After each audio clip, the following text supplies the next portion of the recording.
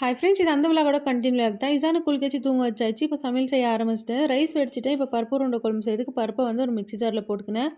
அதில் சோம்பு, சீரகம், பச்சை மிளகா, இஞ்சி பூண்டு பேஸ்ட்டை போட்டு அரைச்சிக்கினேன். அது ஒரு பவுலில் போட்டுக்கினேன். அதில் வந்து கொஞ்சமாக வெங்காயம், கொத்தமல்லி, மஞ்சத்தூள், உப்பு, 2 ஸ்பூன் போல் கடலை மாவு போட்டு நல்லா மிக்ஸ் பண்ணி தேவையான பவுல் பிடிச்சி வச்சுக்கினேன். கொஞ்சமாக வடை செய்கிறதுக்காக மாவு எடுத்து வச்சுக்கினேன். இப்போ ஒரு வந்து கடையில் வந்து எண்ணெய் ஊற்றிட்டு கடுகு, சீரகம், வெங்காயம் போட்டு வதக்கிக்கினேன்.